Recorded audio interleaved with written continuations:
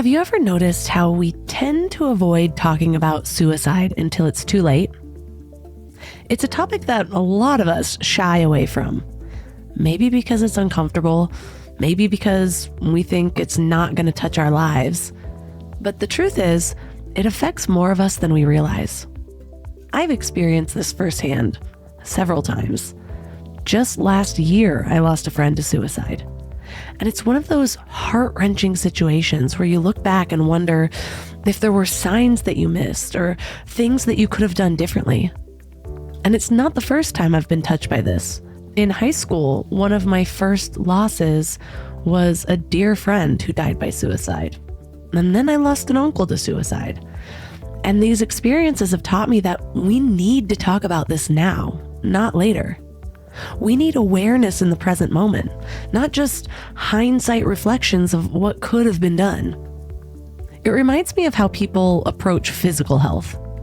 There was a time when we only addressed health issues after they became a serious problem. But now, preventative health is a huge focus for a ton of people. Not everyone, of course, but it should be. And the same goes for mental health and suicide prevention. The thing is, when it comes to suicide, we usually tell ourselves that hindsight is 20/20. We say, if only we had known, we could have done something. But is that really true? Or is it just a comforting lie that we tell ourselves to ease the pain of loss and of helplessness? The reality is, we don't have to wait for hindsight. We can take action now. We can learn to recognize the signs, to have those tough conversations, to create environments where people feel safe opening up about what they're going through. But it's not just about recognizing when someone is in crisis. It's about building a society where mental health is prioritized, where seeking help is normalized, and where we have all the tools to support ourselves and each other through all of the crazy challenges that life throws at us. This is where the field of positive psychology comes in. It's not about denying the existence of negative emotions or bad things. Instead, it's about building resilience, finding meaning, creating connections that can quite literally save lives. Positive psychology teaches us that even in our darkest moments, there are tools that we can use to find hope and to reconnect with our sense of purpose. And really, to remember that life is worth living. It's about creating lives so full of meaning and connection that the thought of ending it becomes unthinkable. But let's be clear, this is not about plastering on a fake smile and pretending that everything is okay when it's not. It's not about toxic positivity or denying the real pain that people experience. It's about acknowledging the pain, sitting with it, finding ways to move through it. It's about understanding that our thoughts have power, that our actions can create ripples of change, and that even the smallest little gestures of kindness or connection can make a really big difference in someone's life. So as we talk about this topic today, I want you to think about your own life. Think about the people around you, your friends, your family, your colleagues. How often do you really check in with them? How often do you ask, "Are you okay?"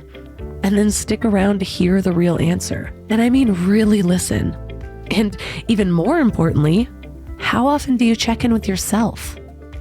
How well do you recognize your own mental state, your own needs, your own pain? These are the questions that we need to be asking ourselves every day, not just in the face of tragedy. Because the truth is, mental health is something that we all need to be working on constantly. It's about giving our minds a little love. Well, our guest today is Niyc Pidgeon, an award-winning positive psychologist, keynote speaker, business mentor, and author of the book One More Day. She's the founder of the Positive Psychology Coach Academy certification, and she's on a mission to help 1 billion people become more mentally healthy. So 3 key things we will learn today are how positive psychology techniques can be applied to prevent suicide and improve our overall mental health, practical strategies, including Niyc's 333 system that you can start using today to build resilience and cope with everything life throws at you, and the importance of creating meaningful connections, and how small daily actions can make a huge difference in your well-being.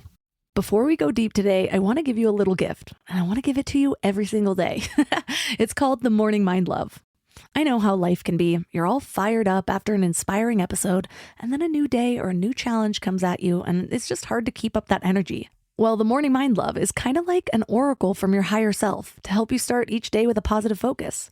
Plus, when you sign up, you get 2 free gifts, a 30-minute binaural meditation and 30 days of journaling prompts to help you remember who you truly are. And it's all completely free. So join over 9,000 people and go to mindlove.com to sign up, or text the word morning to 33777. Suicide is actually the most preventable cause of death.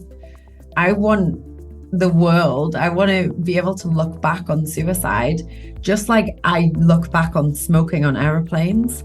Like that now is like ludicrous. You just wouldn't see it. So my hope is for a vision and a version of a world where we look back and we're like, whoa, like suicide. Remember when people used to do that? And we have the opportunity and the potential to build a society that is so much more connected, where we actually work together, where we have more vulnerability, more conversations about the way that we're feeling, and more implementation and applications of the tools that we know work to protect mental health and actually save lives. Turn up your frequency with Mind Love. Bite-sized brain hacks for seekers, dreamers, and doers. It's time to give your mind a little love with your host, Melissa Monti.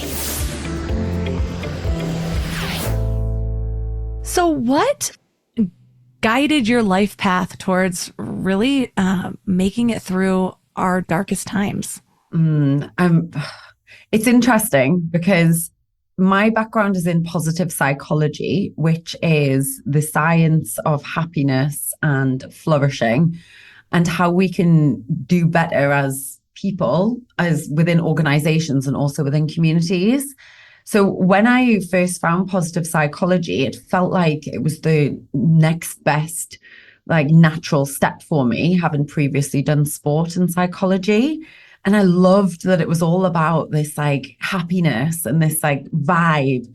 So when I ended up looking at how positive psychology can be used for the times that we aren't feeling good, it felt like a natural progression, but it's also been one that's really, really beautiful in that it doesn't necessarily strike people as the natural thing to do.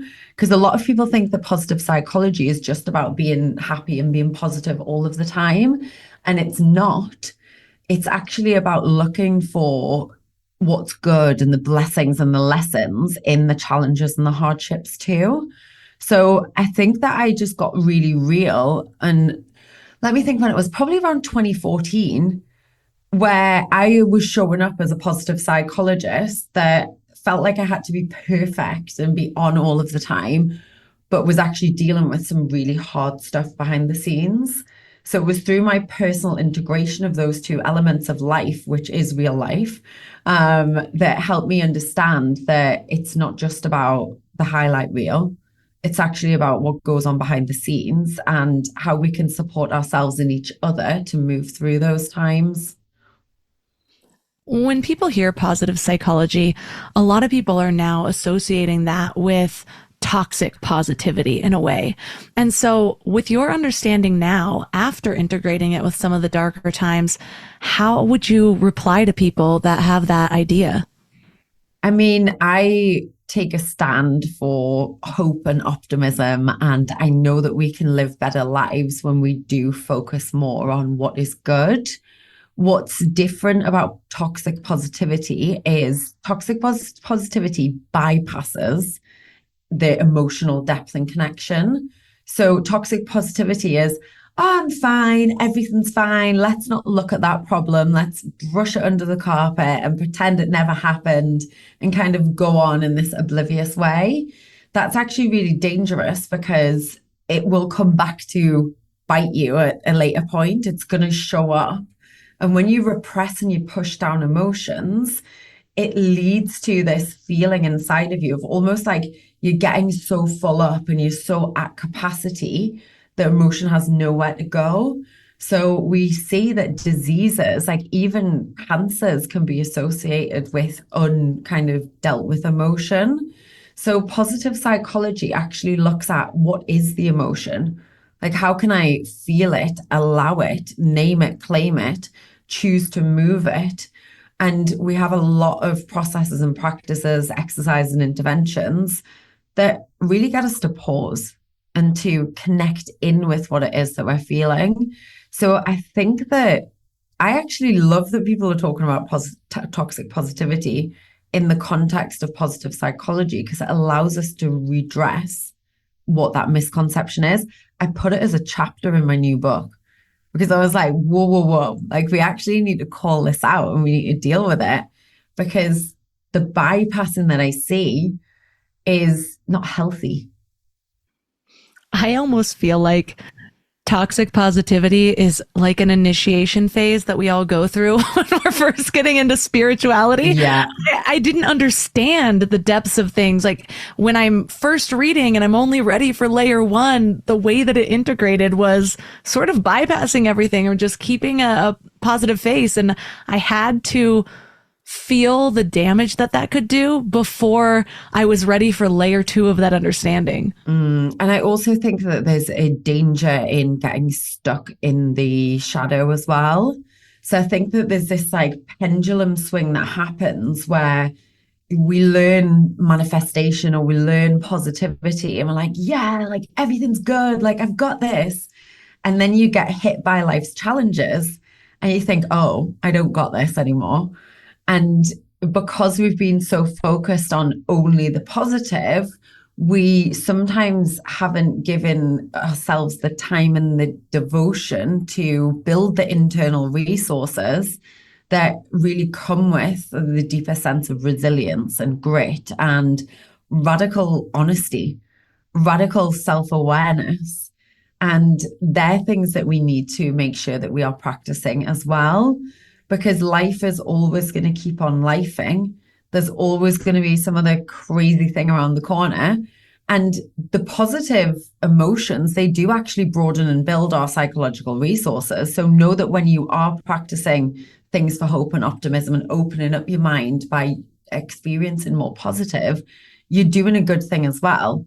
And we also want to actively be deepening our ability to cope.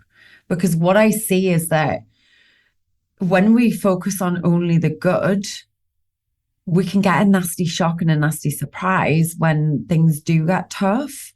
So I think we really want to look at almost like building on both sides of the equation so we can be ready to fully enjoy and embrace life, but also fully understand that the depths of struggle that we can go to are also serving our growth as well, when we choose to approach them in a way that doesn't mean we get stuck. I think that when we go into doing all of the, because I'm not a purist. I don't just practice positive psychology. I also have done my trauma work. I'm actively looking at how I can unpack the hard things. But I think we have to remember that those things can be partnered with positive psychology to allow us to hold a context that is lighter through the struggle and through the challenge. I noticed even for myself, I've had hard times, and sometimes you can feel like you're in this energetic kind of overwhelm or contraction that feels really, really hard. And you're so in the story and you're so in the struggle that it almost becomes the way that you do life. So we have to remember that you don't have to suffer. You can have challenges and it can be hard, but you can also get to be playful and graceful and light through them as well. A couple years ago, my dog of 16 years died. And I remember just the depth of that grief. And for those that don't have dogs, we might not understand. Those that do might.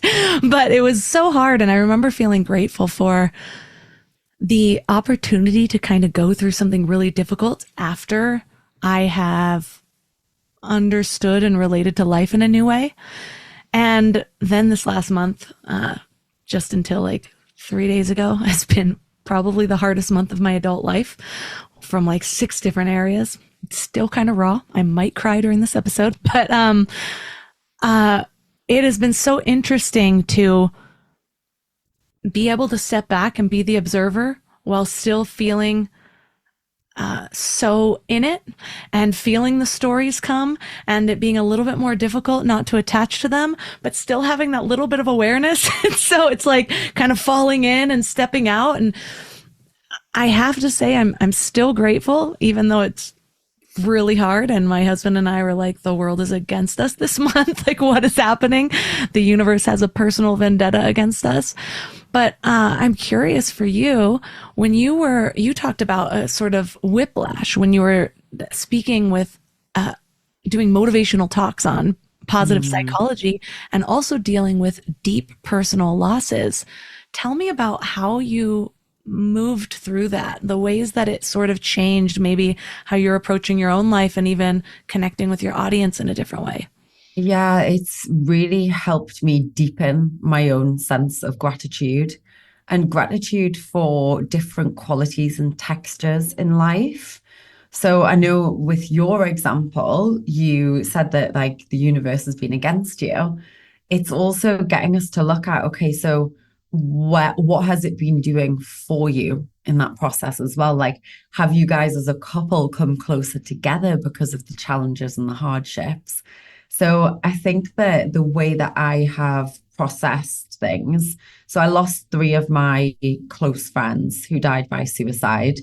And to go through that at such an early age, it actually made me question my entire career, because it made me think, well, if I can't save my best friends, then what's the point in being a positive psychologist anyway?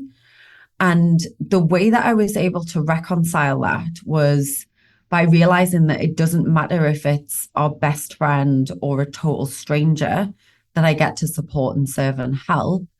I know that positive psychology does work. I know that because of my own personal experience and also because of my professional expertise, and having been in this space for 15 years or something, where I've got to experience it from all different angles. So I think it's like not moving ourselves into this place of nihilism where it's like, well, what's the point anyway? Like, I do all of this work and I show up and I practice living my happiest life no matter what. What is the point when bad things happen anyway? And I think that I have developed a stance or a perspective that is, the bad things are going to happen anyway. And how do I get to feel through this? Or what is the deeper sense of gratitude and purpose and meaning and connection that I actually get to really be grateful for through it? Because I know through challenges, we do get brought together. Like, I feel like I've been brought together closer to you because you've been amazing at asking for support and help. And you're like, actually, I've got this thing that I need help with. Like, can anyone help me with it? And that gave me something, because it gave me a different quality to our relationship. It also helped me learn how to get better at asking for help, because I haven't always asked for help in the way that you did. So thank you for that. By you demonstrating that, it helped me, and it means that I'll be able to ask for help better in the future. So I think it's looking for those little distinctions and like, how are we actually growing through this individually and together, despite the challenges, but often because of them too.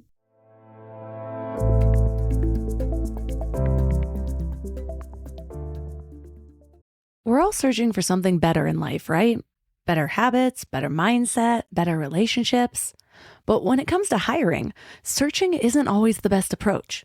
Instead of searching, why not match? That's where Indeed comes in. If you need to hire, you need Indeed. It's your go-to matching and hiring platform with over 350 million global monthly visitors. Their matching engine helps you find quality candidates fast. And I mean really fast. Did you know that in the minute I've been talking to you, 23 hires were made on Indeed worldwide? That's what I love about Indeed. It's like having a mindful hiring assistant. Instead of getting overwhelmed by endless resumes, you can schedule, screen, and message candidates all in one place. The platform actually learns your preferences, so the more you use it, the better it gets at finding people who align with your vision. And get this, 93% of employers agree that Indeed delivers the highest quality matches compared to other job sites. That's why more than 3.5 million businesses worldwide use Indeed to hire great talent fast. I just love that it keeps all of my hiring processes organized. I can do everything right there instead of having spreadsheets and notes and video call links. And listeners of the show will get a $75 sponsored job credit to get your jobs more visibility at Indeed.com/mindlove. Just go to Indeed.com/mindlove right now and support the show by saying that you heard about Indeed on this podcast. Indeed.com/mindlove. Terms and conditions apply. Need to hire? You need Indeed. I don't know why it took me so long to invest in good bedding. I resisted it for years, but something flipped in me about 3 years ago. And now I'm basically a pillow connoisseur. I've tried them all, and I get weirdly excited about good bedding. Because here's the thing, we spend a third of our lives in bed, and the quality of that time affects literally everything else, which is why I'm so excited to tell you about my latest obsession, Lagoon Sleep Pillows. What sets them apart is their matching system. You take a quick 2-minute quiz about your sleep style and your preferences, and then they match you with your perfect pillow. I was matched with their Otter pillow, and I am so impressed. Lately, I've just needed more support, and this seems to cradle me in all the right places. I'm also low-key obsessed with their travel pillow, which I use for way more than just travel. I actually hug it, use it as leg support, and of course, take it on trips with me. Well, the secret is in their adjustable fill. You can add or remove it to get that perfect alignment for your spine. A study even found that the right supportive pillow can improve sleep quality by 63%. And Lagoon lets you try their matched pillow for 100 nights risk-free. Free returns, no questions asked. Falling asleep has never been easier. I toss and turn less and just wake up feeling refreshed every morning. Go to lagoonsleep.com and take their awesome 2-minute sleep quiz to find your match. Use the code MIND for 15% off your first purchase. One of my best friends asked me, and it was just like 2 days after I just did a long solo episode about what I had been going through. But last time I saw you, I was celebrating my pregnancy, and then we lost it. And it was really hard for me because I thought this one was going to make it, and I just miscarried in June. And I had belly, and I just did a maternity haul, and I really invested in this idea of my future. And so it was like ripped out from under me during the fire evacuations and while my husband was dealing with a medical emergency. And so there was a couple of weeks that we were just like, I can't take anymore. This is so hard. And it was 2 days after my miscarriage, and I stayed at our mutual friend's house, angel of a family that took me in while I'm healing. And my friend was like, well, what are you finding in this? And at that time, I was so glad that she asked me at that moment, because I actually got to tune in and say, I am not there yet. I can't even get there right now. I'm feeling so hard. And like I said, I was grateful for that, because I like being able to relate to people better. And it's almost like I've had like sort of hard things, but I've been sort of floating on cloud 9 since I got my shit together, And so I was able to, that little observer in the back was like, wow, that's a good thing to note, you can't. And then it's even just a seed, and it's a seed that was planted then and planted in all of the years of healing that I've been doing. But I started to notice when I could get a little something out of it, when I was listening to a book, and when I was realizing what wasn't helping, and when I was, somebody would say something and I could feel myself sort of latch on. And I think it's so important, because I think often, and this is where the toxic positivity or the bypassing comes in, we're like, oh, this really bad thing happens. Let's find out what's in it for me before you're actually feeling. And I was just so aware that this is grief, real grief, and I need to feel that. And then I think once it moves through me, I'll have polished the mirror enough to be able to see what I'm gaining, how this might be serving me. Thank you. It's so beautiful, such a beautiful reflection, because within grief, there's so much love. So why wouldn't you want to feel that?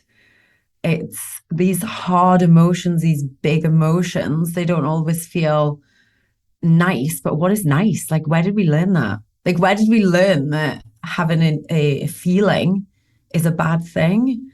And there's so much societal conditioning that we're repatterning and reprogramming through the allowing of the way that we really feel. That, I mean, even in that, like even in you allowing yourself to process, there's something beautiful that comes through. And I think then afterwards we can say, like, what was it about that? Like, was it the process itself? And what you learned about how you want to move through that gave you something that can give your family something, that maybe it's a way that you get to do life differently moving forwards based on what you've really experienced for yourself. I think there's so much richness in the hard times. There's been times where I literally can't really feel gratitude because I've felt so numb. And we can go into these trauma responses where it's like the freeze response. And I think that's what I previously felt. It was like, well, I'm practicing gratitude, but I can't necessarily really feel it with full connection right now because I feel like there's a certain numbness that's going on. So when I'm feeling that, or when I've felt that in the past, what I've done is, well, what do I actually, it's almost been an indicator. I can't feel this right now. So what can I do for myself that can allow me to feel? And I've moved into some somatic practices.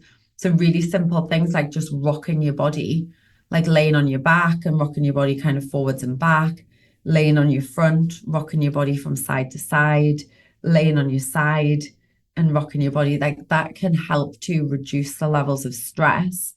Similarly with breath work. And then I notice when I go back to reconnect with something like a gratitude practice, I can feel it a little bit more.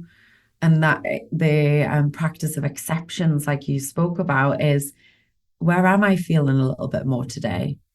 Or where did I notice that I didn't have that intrusive thought today? How have things improved, even if it's only a little bit? Those type of questions and inquiry with ourselves can be really, really nurturing during hard times. I mentioned how with what I've been going through, especially the second miscarriage, it was much more difficult not to allow a story. And, or at least the stories were coming into my mind. And so it's hard to just be like, nope, nope, nope, like just kind of throwing it away. What is your process, or how do you guide people through a relationship with that stories, or sort of gently allowing them to move through without feeling like, because sometimes feeling like, nope, I'm not even allowing this, does feel like a form of bypassing, even if your intention is just to not add to the story that's already creating your suffering. So what's the process for that? I really love to approach life with an energy of curiosity. That is something that has served me in terms of the positive and also moving through these harder times. So let's say, because what happens is when we have a strong emotion, whether it's a high emotion or whether it's a negative contracting emotion, when we make decisions from that place, it can set a new subconscious pattern and trajectory into place. So let's say you're experiencing grief and loss and that real emotion kind of pouring through you, and you decide in that moment there's something wrong with you. It means something about you. There's something wrong with other people. There's something wrong with the world. You can take on that as a certain level of truth. So you have to be really careful in those tender moments to actually be tender with yourself. And that energy of curiosity can help retain a certain level of, okay, well, let's not attach meaning. Let's have the awareness here that these ideas or these thoughts or these meanings are coming through. And also, I get to choose that it might be another 10 different meanings in this place. It's called divergent thinking. So we can get really caught up with it having to be a certain way. So it means this, or it definitely means that. And what if it meant something totally different? What if it meant all of these different versions? And then you get to be in a much more expansive, creative, gentle place with yourself where you're not making a definitive, decisive meaning around something that actually might not serve you in the future. I love the curiosity aspect because it opens up more questions than just what's in this for me. It could be, where is this story coming from? It could be, what feels good about this story, and not necessarily that the story feels good at all. But you know how sometimes those negative narratives, sort of like even stuff like gossip or your pity party or whatever it is, there's something about it that's addicting. So even if it is creating your own suffering, there's something about it that you think feels good. Yeah, and I think we can ask, like, what do we need in those moments? Like, what is it I really need right now? Is it that I need to be held? Is it that I need to be heard? Is it that I need to practice loving myself? Is it that I need to rest? Is it that I need to get out and do something where I move my body and I actually get to shift the energy? And I think it really does come down to us practicing new levels of self-awareness. And you talk about that observer effect. Like, I love that. It's like, this isn't happening to me. This is just something that I'm experiencing right now. And when you take that energy off you and you say, okay, cool, I'm having a human experience here and it feels a certain way. And this is what I'm feeling and this is what I'm noticing. Almost like, here's what I'm noticing. I'm noticing this and this and this. And let's get curious around those things. And what might be a really good positive step for me to take. And when I say positive step, I don't mean it has to be like action and like go do something. The positive step might actually be in deciding not to decide right now. The positive step might be putting on a movie or taking a nap or listening to Abraham Hicks that allows you to feel a little bit of relief in that moment. I love the metaphors you use, planting seeds and shooting arrows. Tell us about those. These were given to me in a real moment of emotion. So I had heard that another one of our friends was struggling and she was actually probably not going to be here and she was thinking about taking her own life. And I was teaching on my positive psychology certification at the time when this was kind of going on in the background. And we had a break in the call where we'd done some breakout rooms, and I was in a breakout room with the team when the students were doing their exercise. And I broke down into tears because I felt like it was happening all over again.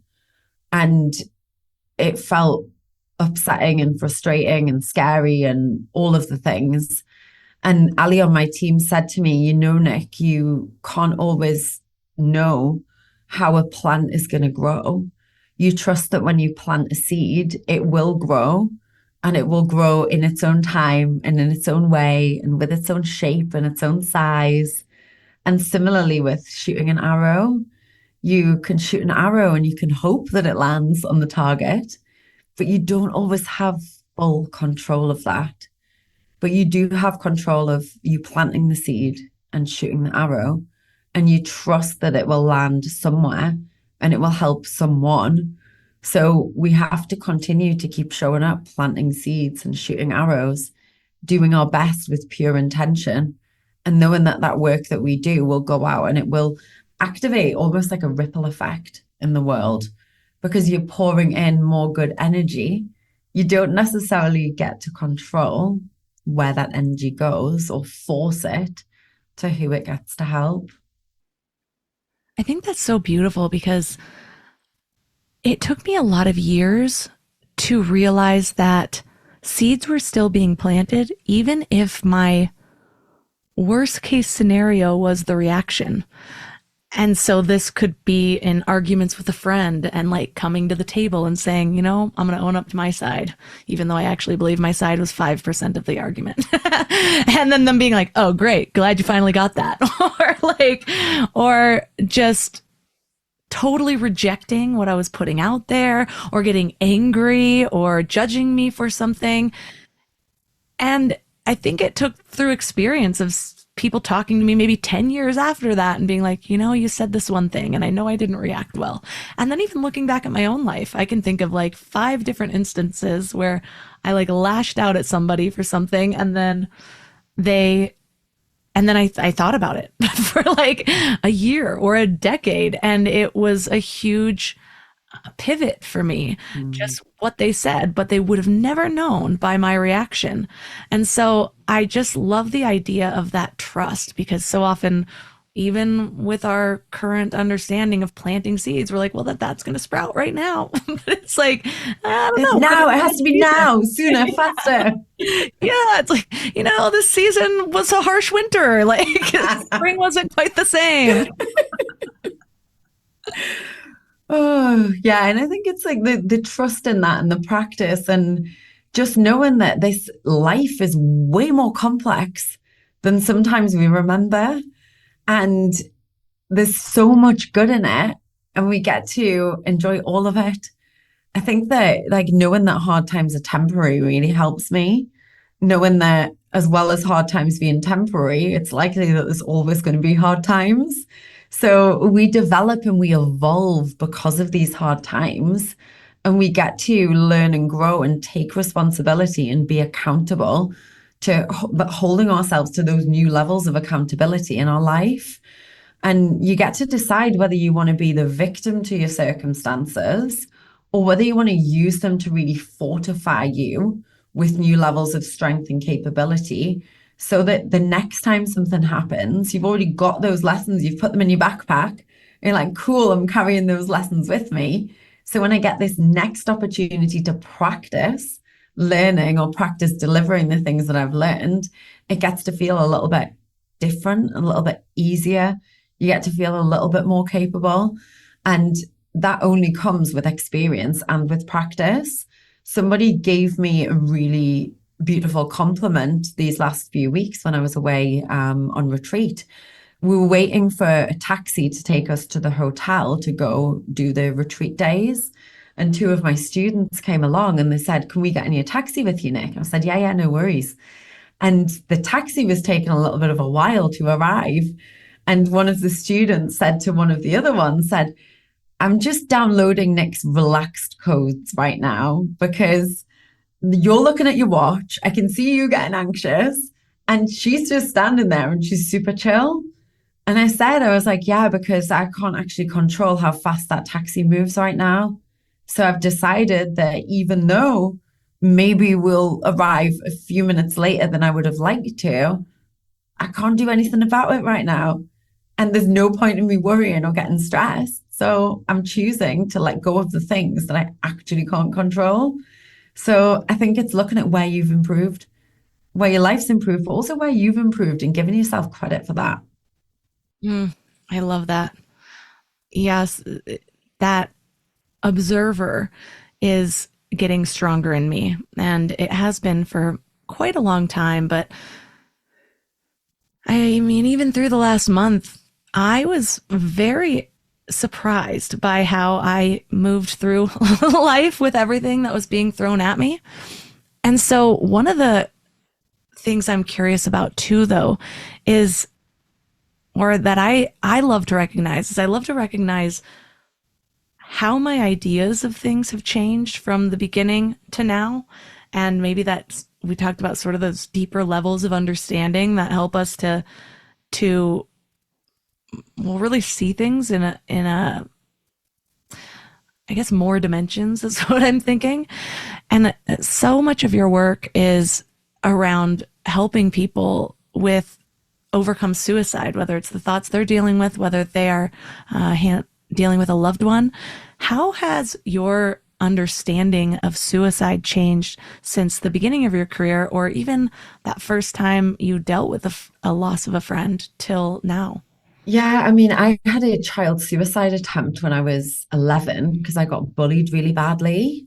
And then when I look at the reasons that my friends took their own lives, they'd either been experiencing some sort of depression or they were experiencing bullying for themselves, like online trolling and people being really negative about them. So I think when I had my childhood suicide attempt, it scared me so much to the point that I felt so much shame and so much guilt around having put my parents through that. And I also have built such an amazing life since then that I know that I would never, ever do that now. So I think my context and my perspective shifted at an early age because I felt all of the feelings that come with a failed suicide attempt.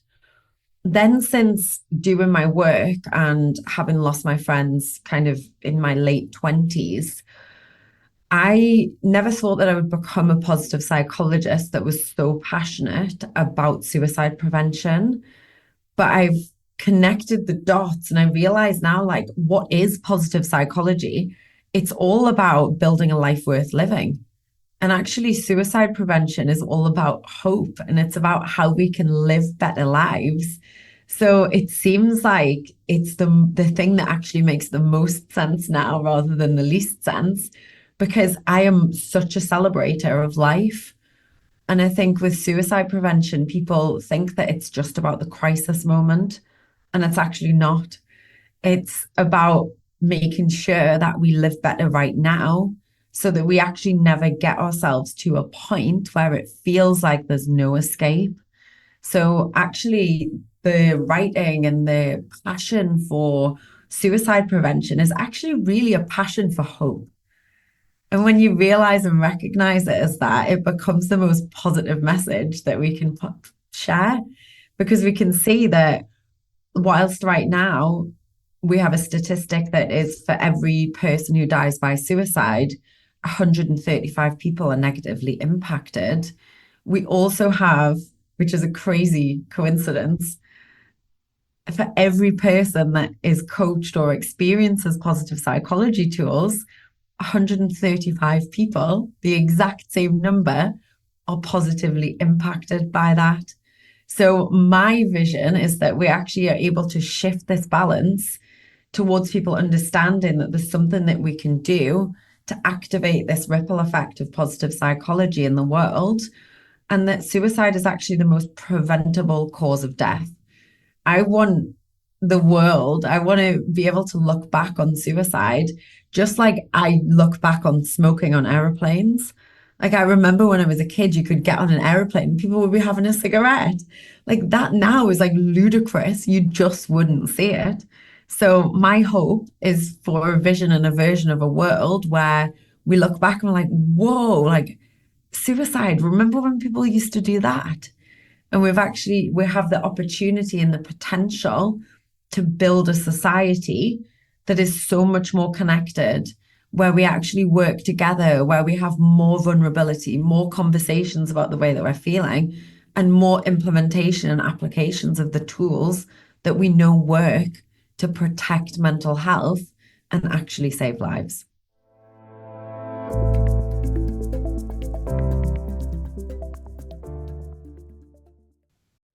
You know what's funny? We spend so much time feeding our minds, reading books, listening to podcasts, learning new things, but then we grab whatever's convenient to feed our bodies. And I get it. Life is busy, and sometimes a drive-through feels like the only option. But that's why I take Field of Greens. It's a greens powder made with whole organic fruits and vegetables. No extracts, no lab-made stuff, and just 1 scoop a day gives you simple, real nutrition. Field of Greens feeds your body with fruits and vegetables medically chosen to support your heart, vital organs, and immune system. And let me tell you something. Since I started taking it, I've noticed these little changes that show me how nutrient depleted I must have been before. Like the ridges in my nails, gone. My sleep, so much better. And my stomach just feels happy. You know that dreaded afternoon crash that has you reaching for more coffee or sugary snacks? Well, that's not happening for me anymore. When your body is actually nourished, it runs so much better. I've tried other greens powders before, but Field of Greens is genuinely different. The quality is next level and you can taste it. It's become my go-to, especially on those days when my eating isn't exactly Instagram worthy, because we all have those days, right? And here's the thing. They are so confident that you'll love it too, that they offer a 100% money back guarantee. That's how much they believe in their product. So I got you 15% off your first order and free rush shipping. Visit fieldofgreens.com and use promo code MINDLOVE. That's promo code MINDLOVE at fieldofgreens.com. Fieldofgreens.com. When you need mealtime inspiration, it's worth shopping Kroger for thousands of appetizing ingredients that inspire countless mouth-watering meals. And no matter what tasty choice you make, you'll enjoy our everyday low prices. Plus, extra ways to save, like digital coupons worth over $600 each week and up to $1 off per gallon at the pump with points. So you can get big flavors and big savings. Kroger, fresh for everyone. Fuel restrictions apply. It's so wild to think because, well, it's not really. We think that big change is crazy, but I love how you brought in an example where we're like, no, there's so many things in this world where we look back and we're like, I can't believe that used to be okay. Mm-hmm. Now there's a lot of things that I wish were those same, followed those same trends. But also the connection that you talk about. You mentioned how I reached out in a way that you don't often see. And it's funny because in the solo episode I just did, I mentioned how those times are so hard because I know that the only thing that I'm craving inside, like the pull that I'm getting, is some sort of connection. Like I need to connect with people. And I actually joined a support group first because I was like, all right, I don't want to burden people with what I'm going through. But what happened is that I joined a support group and I realized it wasn't going to be helpful for me because it was a lot of people there that were there because they were hurting, not because they were hopeful. And that I just have a totally different understanding of how I want to work through things than where I was meeting people at. And so I was like, if I'm going to reach out to anybody, I want to reach out to people who are on the same path as me, who have the same spiritual understanding as me, who I can actually get real help from with targeted questions. But I think that's one of the things that makes suicide so difficult is that people don't want to burden other people with what they're going through. And so they let it get worse and don't really show an opportunity for people to help. And then there's a lot of misunderstanding with those that are in the lives of those people. I'm thinking to the first friend I lost of suicide.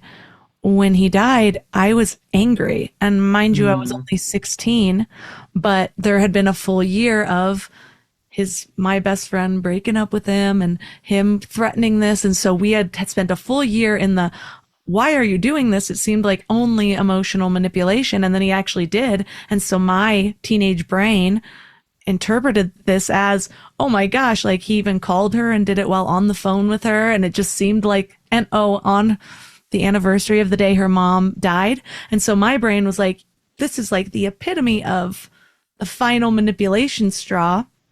And I volunteered as a suicide and crisis counselor so that I could get a deeper understanding. And I'm so glad I did, because that wasn't the first time that I would deal with that. But it did change the way that I related to that experience. What do you think are the biggest misconceptions with for those who don't deal with those types of intrusive thoughts when it comes to people in their lives that are struggling with that? Yeah, I think that it is like, it's a path that we have to walk gently together, because it is something that we're not traditionally trained in. It certainly wasn't a conversation in schools or within the family home when I was growing up. And it can be challenging to know the right words to say when someone is suffering. But I think, like something you said before, you said big change. I think big change actually starts with small change. And I think that we can practice being better and showing up and doing our best in the way that we are able to support ourselves and each other. So with suicide, I mean, so much comes up around it being selfish or it being something that people are doing for whatever reason. What I've learned through the study that I've done is that suicidal thinking is temporary. Okay. So if you can hold on to that hope for long enough for that thought to pass, then you can actually start to do something to feel better. There's also a lot of evidence to show that most or all suicides, there's evidence to show that people want life. Right at the end, they decide that the decision isn't the decision that they want to make. So I fully believe that the human spirit wants to live. And when I knew that, it really brought me to the question of like why I do this anyway, or why are we a stand for life? Like, why do we have first aid or first responders? And on the spiritual perspective, it's we're all one. We are all one, and life should be preserved and be fought for. I think that there's a lot of apathy and there's a lot of ignorance in the conversation of suicides and mental health specifically. I've only spoke with 2 people, okay, over all of the years who had the luxury of saying to me, Nick, I've never had a mental health problem. I've never had a thought about anything like that. I don't understand mental health. And I was like, that's great. And most people, yeah, aliens.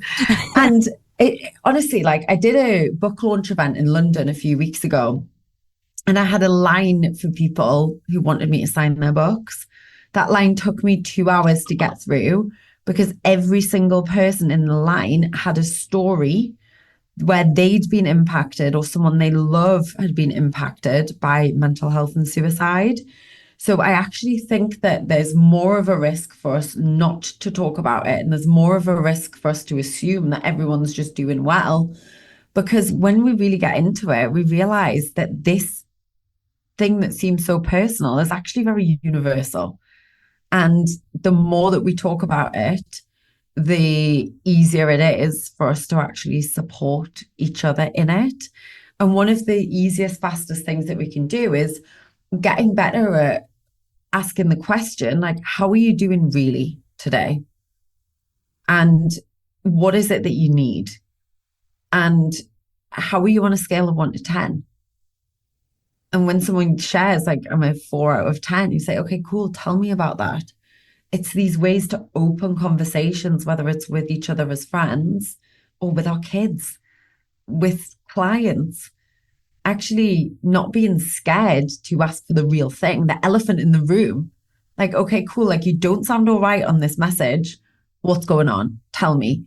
And what I learned is that in relationship, we're actually robbing our friends or our family members of opportunities to show up and show how much they love us and show up and be a good friend or be a good family member when we don't share what it is that's really going on. It took for me to have some of our friends come to my house once and say, listen, we know you're not okay. Come here, give me a hug, tell me what's going on. And honestly, our relationship has thrived so much since then because it gave me so much relief to be able to just be honest and just say, like, this has been a really bad day. And you feel like you're in it together then, and you don't just have to figure it all out alone. That was one of the biggest things that I gained from this last month is I realized that I have more support than we often give ourselves credit for.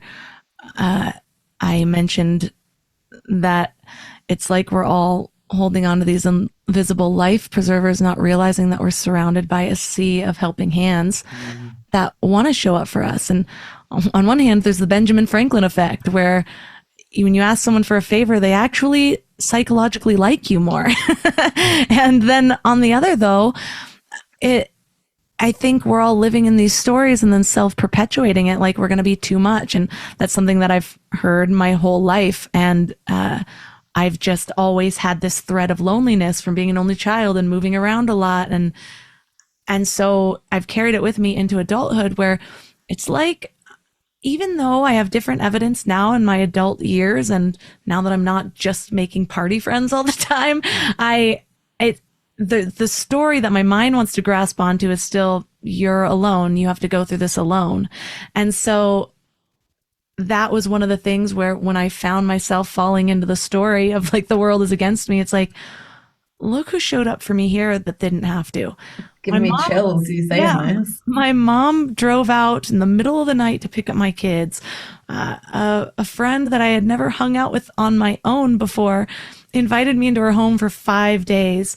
I somehow managed to lead a retreat, and I was so afraid to tell these women what I was going through because I was worried that they would think their investment was compromised, that I was too broken to lead this. And so I was debating not sharing about it until later on, or not sharing about it at all. But the first night, all the women started talking about how they were drawn to me because of my vulnerability. And so I just knew I had to share right then. And it was then that I could feel my own armor come off. And yes, I still led the retreat just fine, but I also could be myself. I could lean into people if I needed it. And one of them sent me flowers while at the retreat. Like, it was just this, everywhere I went, there were people that were putting out their hands, willing to catch me in case I fell.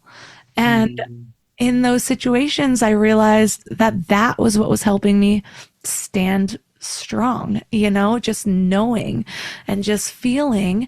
And if I would have kept it all to myself, I think it would have been much more difficult to not cling to this narrative that I was broken and alone.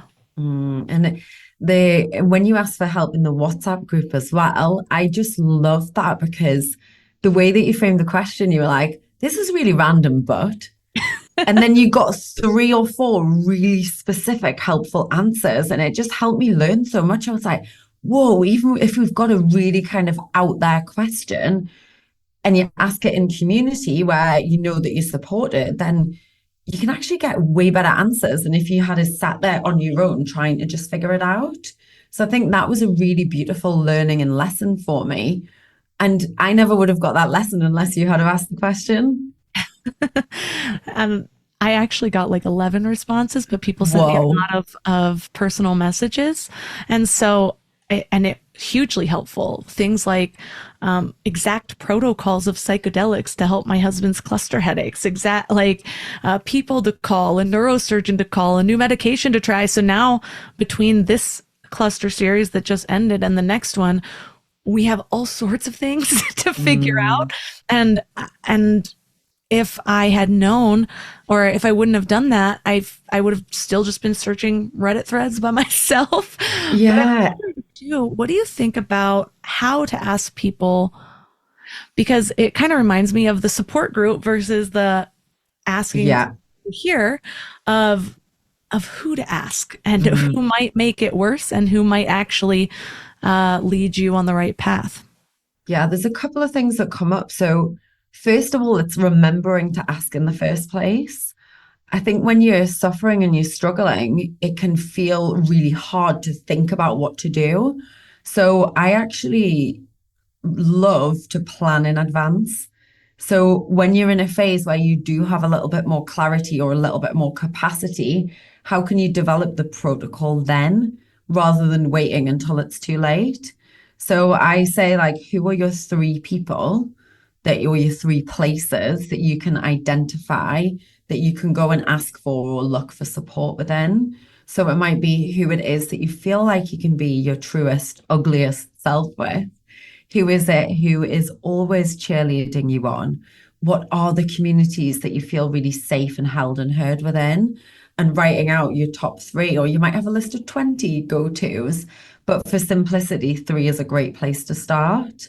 Then I say, what are your 3 kind of go-to tools or gateways that you can use? I call them gateways because, again, when you're in a place of really struggling and suffering, it's hard to think about right, I'm going to go and do that morning ritual that takes 45 minutes. It feels too hard.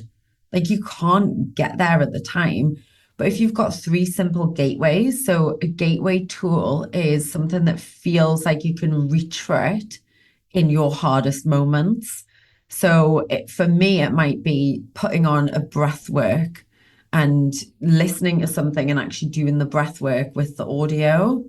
It might be as simple as putting on my favorite music and not necessarily needing to go from 0 to 100%, but knowing that I'll experience a micro shift with that will then open me up to doing the next thing. And then I say, like, what are your 3 action steps? So after your 3 gateways or 1 gateway, what do you know is the thing that is going to make you feel better? So for me, it's moving my body.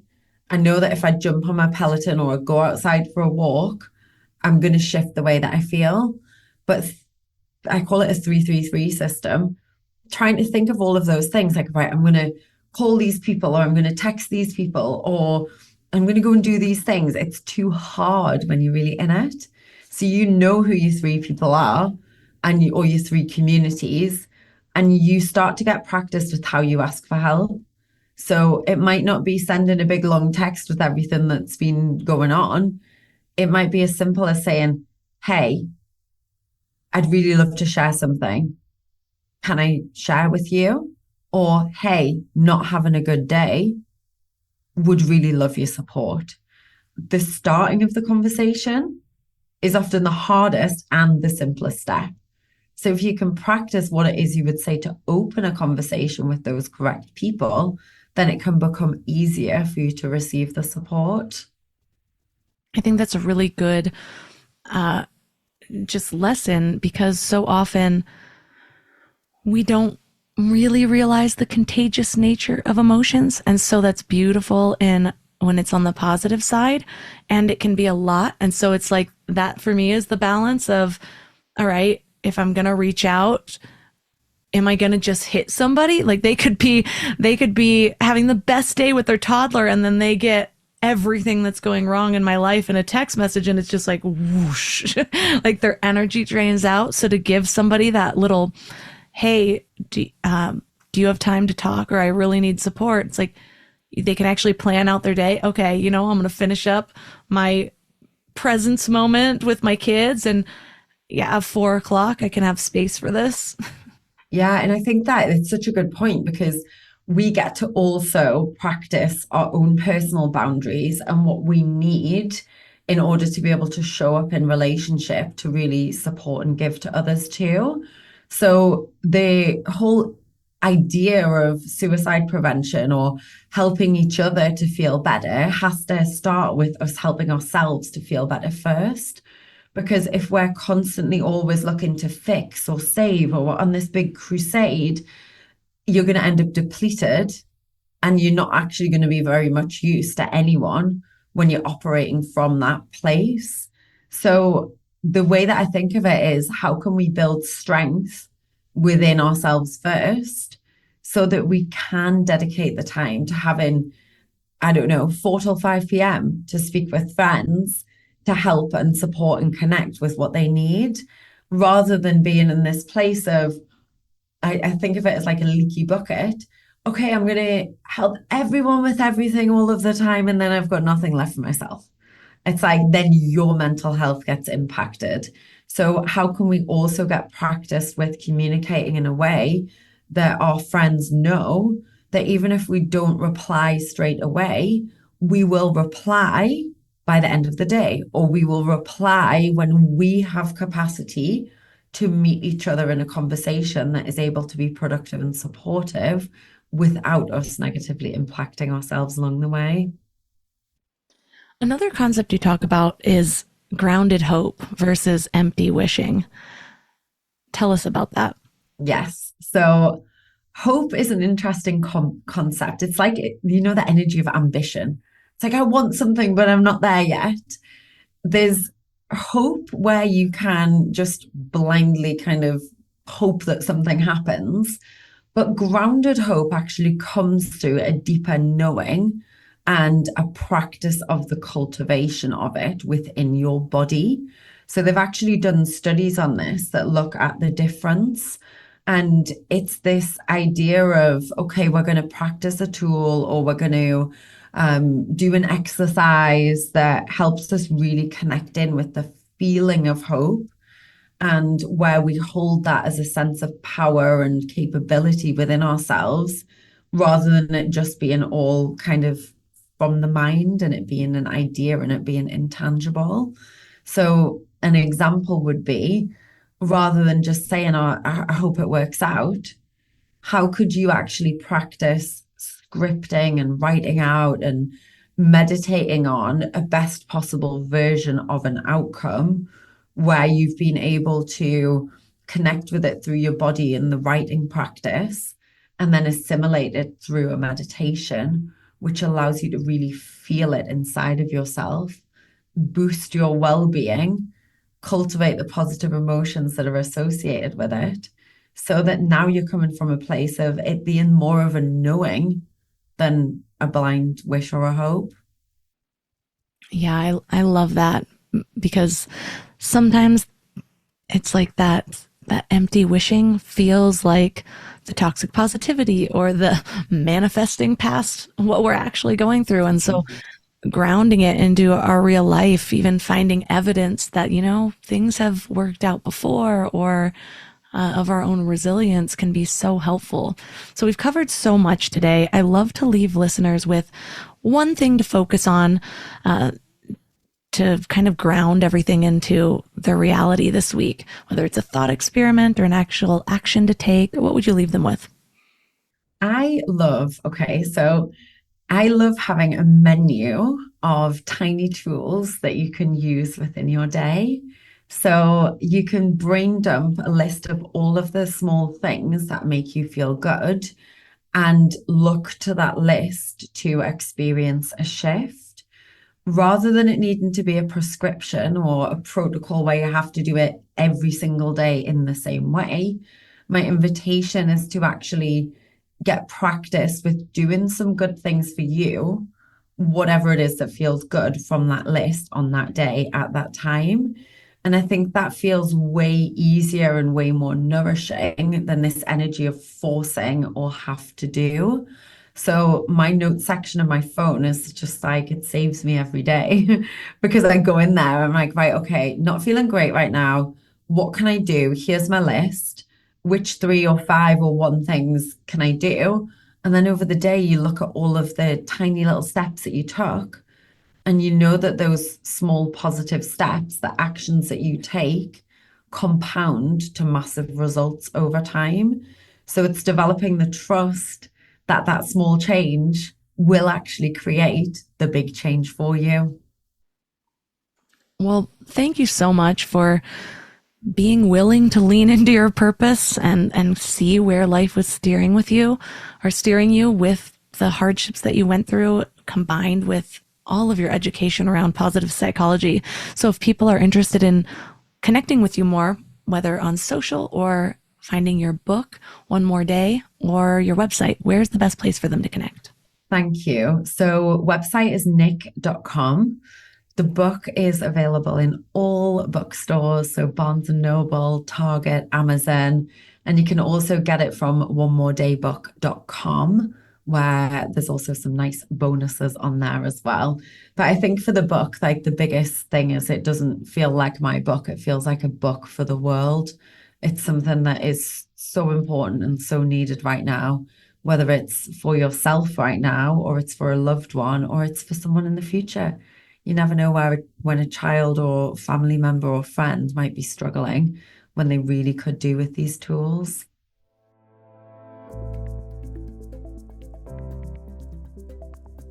All the links to this episode are at mindlove.com/372. Your challenge for this week is to check in with yourself, or better yet, check in with someone else. I want to make that a habit of really asking people, how are you really? What's going on in your life? What are you dealing with? And there's a balance to this. We don't want to go into a party and be like, please open up your deepest wounds. But we also don't want to just keep pretending everything's fine when it's not, because we miss the opportunity for real connection. We miss allowing people the gift of connecting with us and giving us help. So just challenge yourself with your beliefs around this topic, with your beliefs around what you think is socially appropriate, and just play with it. And by that, I mean play with different ways of being. Maybe something else will fit better than what you've been doing your whole life. I also want to say thank you so much to everyone who reached out to me after my share in episode 369. So if you haven't heard that, go back and listen. But I didn't realize how much it would be an opening for people to come to me with their own struggles and to share things with their loved ones because they were inspired by me so openly sharing. So I'm so grateful for anyone who reached out, told me the impact that it had, and connected with me around their stories around loss. You can find all the links to my amazing sponsors at mindlove.com/sponsors. I would absolutely love if you connected with me on Instagram. I do a lot of conversing with you all in my DMs there, and that's at mindlovemelissa. And that's all for today. So thanks for giving your mind a little love today, and I'll see you next week. Thanks for tuning into Your Higher Frequency with Mind Love. Head to mindlove.com for a free gift to keep your vibes up until next week.